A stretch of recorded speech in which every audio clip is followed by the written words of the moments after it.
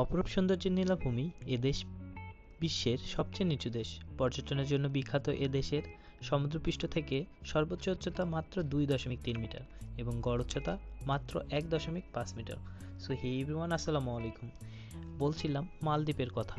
So আমার এই ভিডিওতে আপনাদেরকে এক্সপ্লোর করাবো মালদ্বীপের বিভিন্ন ধরনের আইল্যান্ড সম্পর্কে এবং এখানে কিভাবে কি করলাম, কিভাবে ছিলাম এবং একদিনের বাজেট ট্যুরগুলো কেমনে কমপ্লিট করলাম সেসব ভিডিও। So let's start.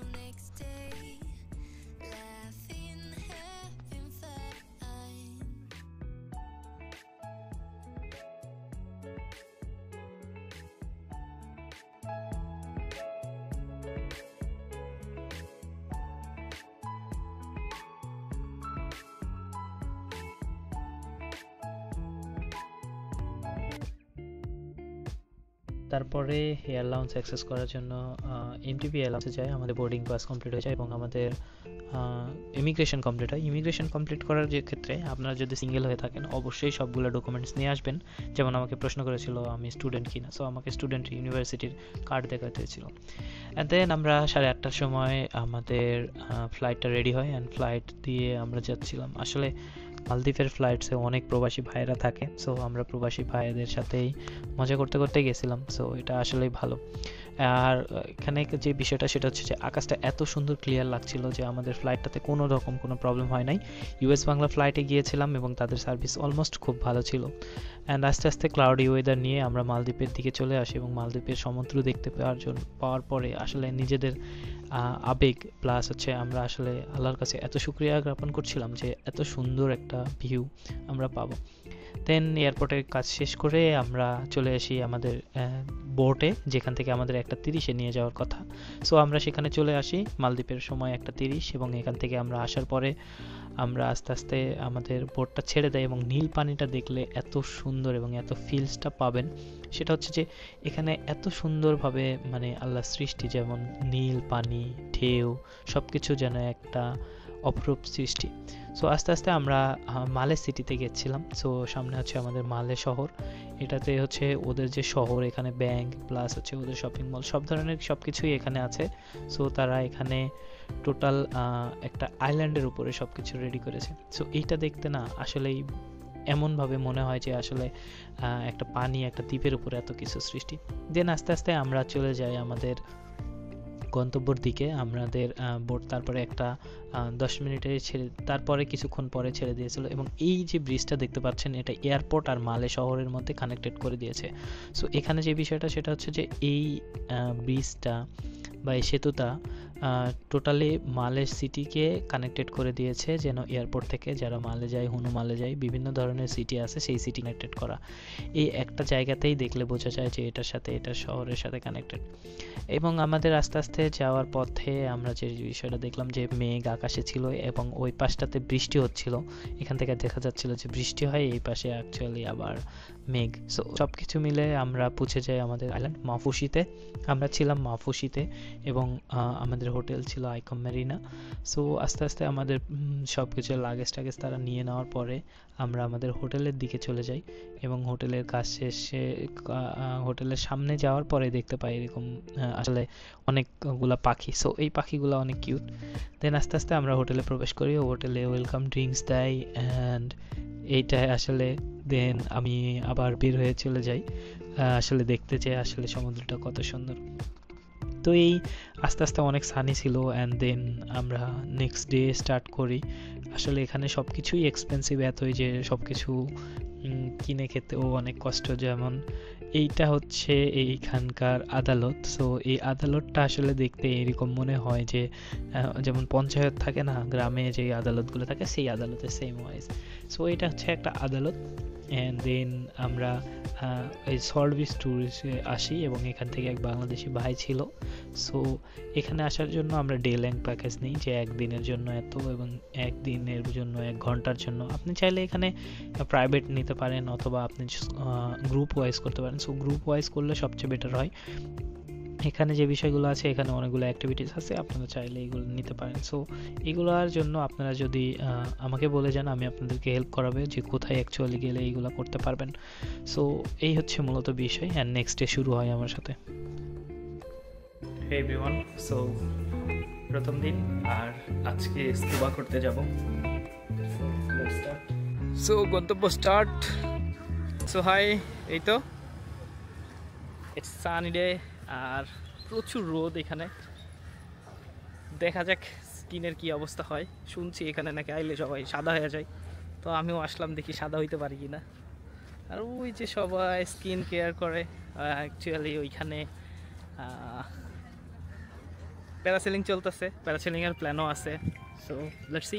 এখানকার যে বোর্ডগুলো আছে, অ্যাকচুয়ালি এটা দেখলে না মনে হয় যে আমরা GTA 5 গেম খেলি বা GTA 4-এ যে গেমগুলো ছিল, GTA 5-এর যে এখানে যে অ্যাকচুয়ালি বারে ঢোকা যায়, অ্যাকচুয়ালি ওই গেমের একটা ফিল পাওয়া যায়।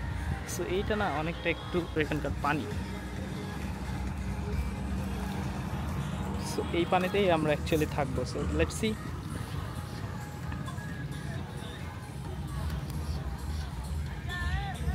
এইটা হচ্ছে আমাদের মাহফুশির বের সিস্টেম। অ্যাকচুয়ালি দিনের যে সুন্দর লাগে দেখতে, and there is a lot of stories. ডাব খেতে এসেছি, দেখি ডাবের প্রাইস কেমন হয়। এক্সকিউজ মি ভাইয়া, ডাব পিস কত? 60 রুপিয়া ইউএসডি। ভাইয়া দেশের বাড়ি কোথায়? ফরিদপুরে। ভাঙ্গা মানুষ? আরে বাস, তাহলে তো সেই। এখানে বাংলাদেশি অনেক বেশি না?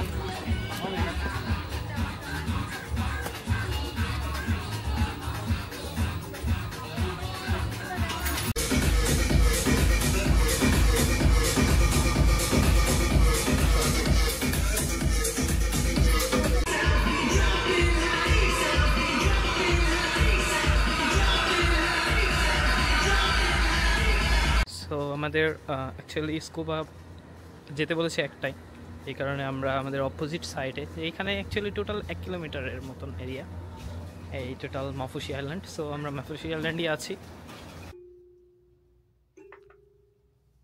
মানিকগঞ্জ তো ঢাকার পাশেই, তাহলে তো ভালোই। আমরাও ঢাকা থেকেই আসছি, আমার বাসা ঢাকাতেই। আমার বাসা হচ্ছে রাজশাহীতে। রাজশাহী কোন জায়গা? রাজশাহী মান্দাতে। মান্দা হ্যাঁ ফেরিঘাট? হ্যাঁ হ্যাঁ হ্যাঁ, মান্দা ফেরিঘাট। আপনার বাসা কোথায়? আমার বাড়ি আসলে রাজশাহীতে, এখন আমি মানিকগঞ্জে থাকতাম। আগে রাজমিস্ত্রি কাজ করলে মানিকগঞ্জের। রাজশাহীতে কোথায়? রাজশাহী আপনার গোদাগাড়ি থানা, এটা আমাদের। আচ্ছা, বুঝতে পেরেছি। মান্দা ফেরিঘাট, নওগাঁ, সান্তাহাট। হ্যাঁ হ্যাঁ, মান্দা ফেরিঘাটেই আমার বাসা। নোহাটা, সাভার, কেশরহাট, সুতিহাট, হ্যাঁ হ্যাঁ হ্যাঁ। দোলাবাড়ি। আরে আল্লাহ, এই তো আমার বাসার কাছে। শিবপুর, সাপাহার, নজিপুর। বুঝতে পেরেছি। বাহ, হারাই গেছি। মানে এদিকে আমি কন্ডিশনের কাম করতাম তো আমরা। কন্ডিশনের কাম করতে গিয়ে আমি কীর্তিপুর, পাহাড়পুর, মানে এদিকে আমি নওগাঁ জেলা পুরাটাই ঘুরে আসি। বাহ।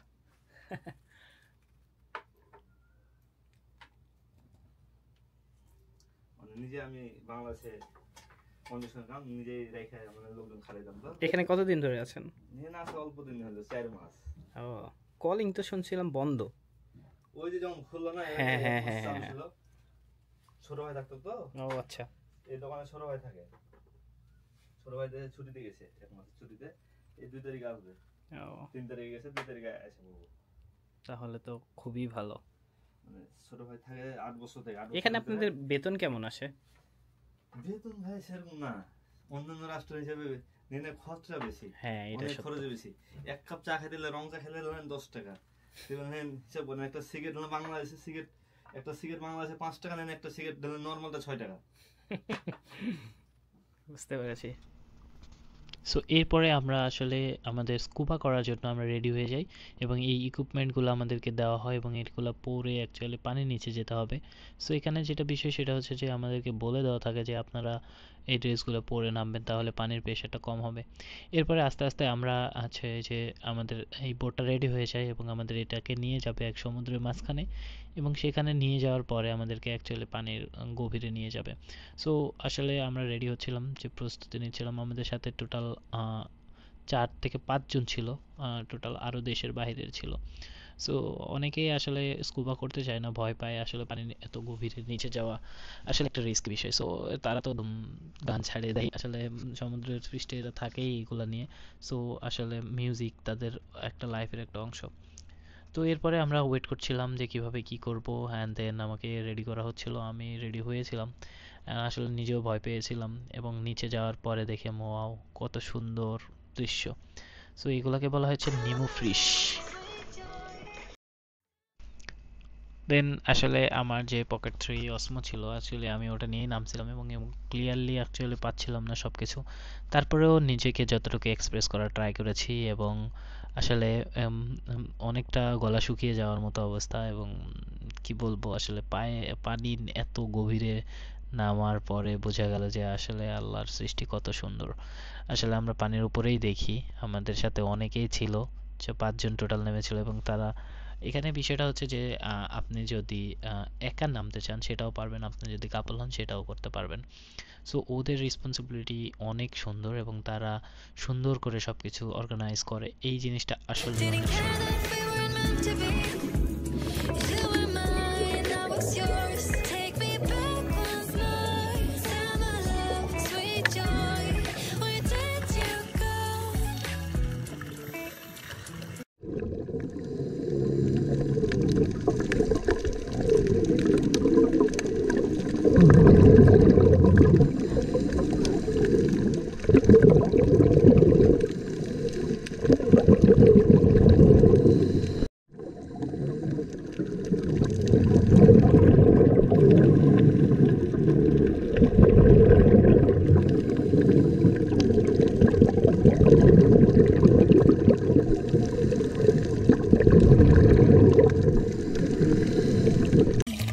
Basic getting started. We used to